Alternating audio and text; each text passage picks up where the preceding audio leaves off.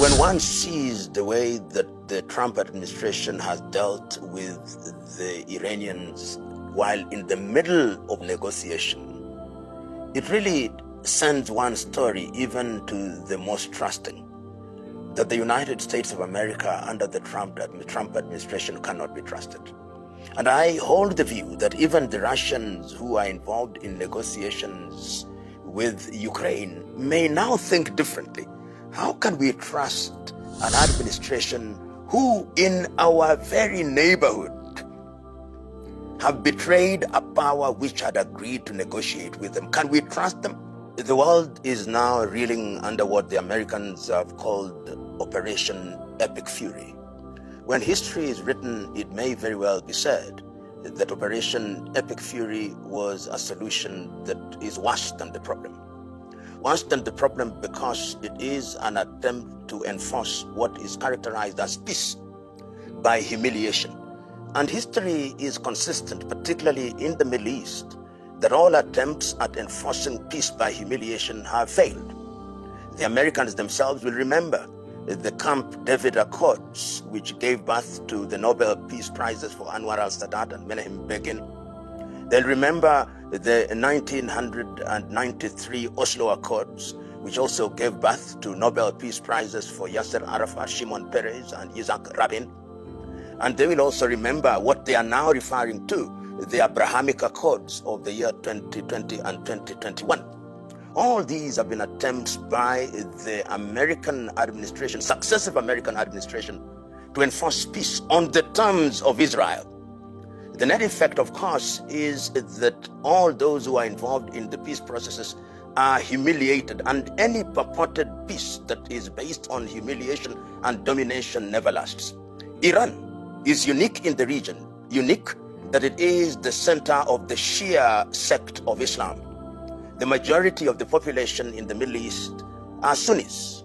And in that sense, there is a sense in which there has always been undercurrents that are informed by what I call political Islam. And I use this term very deliberately. And we will remember that in the 1970s, in the 50s rather, 50s through to the 70s, 60s, and then to the 70s, the Iranian administration by the Pahlavi regime was a regime that was pro-America and pro-West. In 1979, when Ayatollah Ruhollah Khomeini and the patriarchs of the Shia regime took over and created a theocracy, they actually took the view that the state of Israel was illegitimate, and they have never recognized the state of Israel. So there has been this underlying hatred for this administration as an administration whose design is to obliterate Israel from the face of the earth. That is as far as Israel is concerned. But the Americans also have a problem. They have a problem that in 1979, during the Carter administration, the Americans were humiliated in Tehran. And I think from their perspective, there has always been a desire to have war in the narrow sense and in the overall scheme. I listened to the Secretary of State of the United States, Mark Rubio, during the Munich Security Conference in February of 2026, and one could see a person that was talking about a Western world that ought to protect its civilization, almost saying we need to recolonize the world, almost saying we need a war. And it is not lost on me that the Trump administration deliberately renamed the Department of Defense the Department of War. And from that point on, there's always been a desire to have this war. It was exacerbated, of course, when the Israelis, responding to the 7th of October attack, went into Gaza, and the war has been prosecuted in a manner that is unprecedented in the history of the world. What we now see is the accusation against Iran, that Iran sponsors terrorism, that Iran sponsors the Houthis, that Iran sponsors Hezbollah, that Iran sponsors ISIS. And all these things are things that in the minds of some are debatable. And some argue that there is an old English saying, if you want to kill a dog, give it a bad name. So Iran has been given a bad name as the sponsor of terrorism. To their credit, the Iranians have always said, yes, we are enriching uranium, and we are enriching uranium for the purpose of ensuring that we have energy, in other words, peaceful means. The International Atomic Energy under the aegis of the United Nations has visited Iran on several occasions, and the reports have not demonstrated that uranium has been enriched to weapon grade. But the Americans are not in the business of listening to that. So that In 2025, when the Israelis attacked and for a few days there was a war, the Americans then claimed that they had decimated what was supposed to be the nuclear preparedness of the Iranians. So one would ask, if that happened in the year 2025, why is it that the claim is being made that the Iranians are once again having or exposing themselves as having nuclear capability? But the story has now changed. The story from the Israeli perspective is that if you want permanent peace, then you've got to decimate Iran. You've got to decimate their capacity to produce ballistic missiles, their capacity to produce drones. The Americans are saying we've got to decimate their capacity to produce nuclear device and also capacity to deploy and of course produce ballistic missiles and drones. The story has now converged from the Israelis and the Americans. And one can see that when there was an attempt to prosecute war in the year 2025, it was halted very quickly, and the Americans then said, let us begin to negotiate. But it's now clear it was not negotiation in good faith from the side of the Americans, and this must be stated quite categorically. In moments such as this, to be neutral is to be untruthful, because during the period that they purported to enter into negotiation, what the Americans were doing was to move their military arsenal to the Mediterranean Sea and to the Gulf. And once they were ready, once Abraham Lincoln was ready, once Gerald Ford was ready, without any warning and in the middle of negotiation, you could see the rhetoric. And the rhetoric from the President of the United States was consistent. That in the middle of negotiation, the rhetoric was vitriolic. The rules of negotiation are clear. When you are negotiating in good faith, it is done in silence. It is done in a respectful manner. You don't engage in saber rattling. But saber rattling was the modus operandi of the Americans. And once they felt that they were ready, then of course, they launched the attack, which had been planned for a long time because the CIA are now saying that we had been following the Iranian leader Khamenei for a long time, and we knew where he was, and we supplied this information to the Israelis, and that is why he was eliminated in the manner that he was.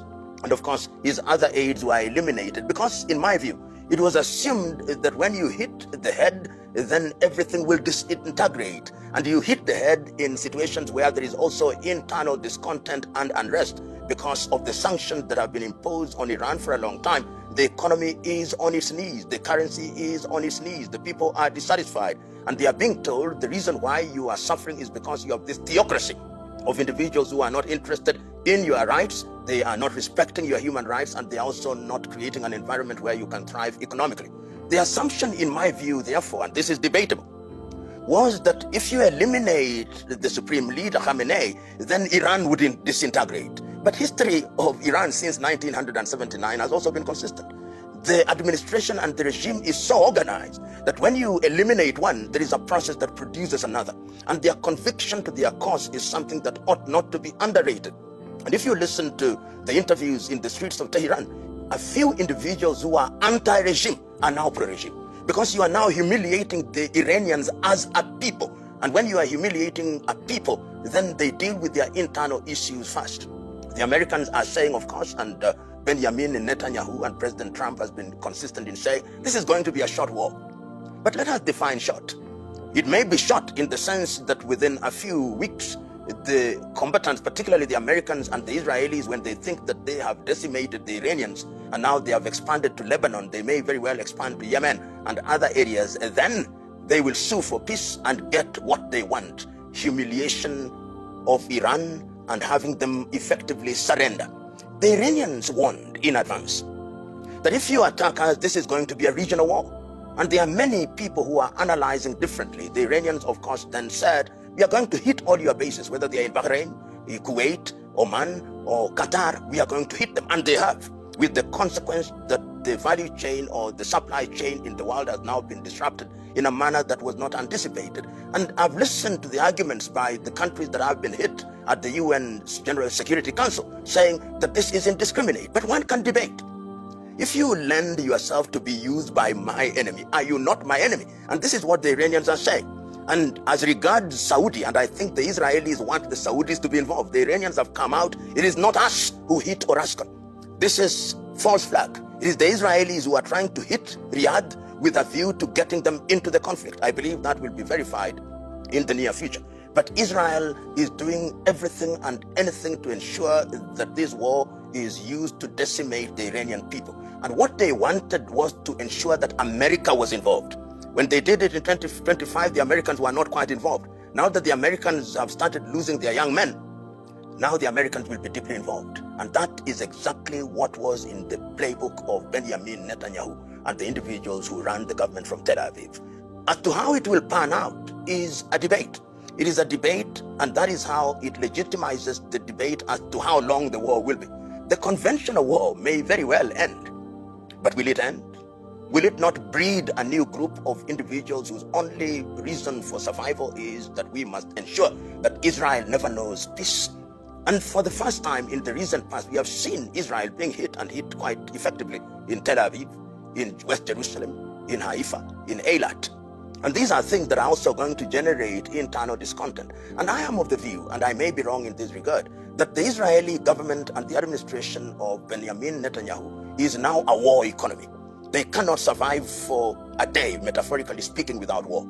It is in their interest that a war is sustained, because it is only in that way, by externalizing your enemy, that you legitimize your being in power. Because the old saying is, when you are in a crisis, you don't change your leaders. And it must never be lost on us that there is personal existential threat to Benjamin Netanyahu and his wife in terms of prosecution for the activities that they engaged in. So these are factors that are there. I've also seen NATO is also saying that they support this. And there are those who are arguing whether this is true or not, is that there is an attempt by the Trump administration, an attempt by the Benjamin Netanyahu administration to create a rift between the Sunni and the Shia Muslims in that region. And that if you pit the big powers in both factions of Islam, with Tehran and Iran representing the Shia, and the Saudis on the other hand representing the Sunni, you'll create an environment where you make your enemies, because the Arabs in their totality, from the Israeli perspective, are their enemies since 1948. And if you get them fighting, then you're in a good situation. You let them fight and you sit pretty. So these are possibly conspiracy theories, but they are theories which can be anchored on the evidence that is available on the ground. For the region, economically, it is a disaster. Countries such as Qatar, that long boasted of having calm and peace, the Emiratis, which boasted of having calm and peace, the Bahrainis, the Omanis, the Kuwaitis, it is no longer business as usual. It is business unusual. When you have your entire fleet grounded in Qatar, Etihad, Qatar, the Emirates, it means that your economy is suffering. Countries are now evacuating, so that the foreigners who have been working in Dubai, if they are evacuated, they'll think again, because they know that this is a war that never ends. I always remember the word that was spoken by one person who was being interviewed in Gaza, and he said, the Mujahideen has a long memory. You may think that the war has ended, but once you have humiliated us, once you have dominated us, or so you think, we of this generation and generations yet to come will only exist for one thing: revenge. And I think that that is what is going to happen. I saw people in South Africa, in different parts of the world, talking about the martyrdom of Khamenei, and he is going to become a symbol. You remember when Osama bin Laden was eliminated, they threw his body into the sea, but Khamenei will be buried, and his burial place, like that of Ayatollah Ruhollah Khomeini, will become a shrine which will energize a new generation of young people who will want to ensure that America and Israel and the Western world is attacked. That is the unfortunate situation that has been created by the joint efforts of President Trump and Benjamin Netanyahu under what they describe as Operation Epic Fury. If I was, as a historian, to write about Donald Trump, I would say one thing, that he is consistently inconsistent.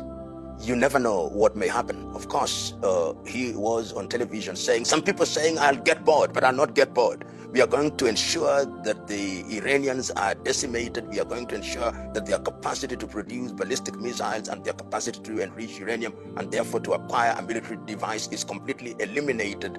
And we are going to ensure that America becomes great again. This great again mantra, which means that you humiliate, you are the policeman of the world, is something that is very dominant on his lips.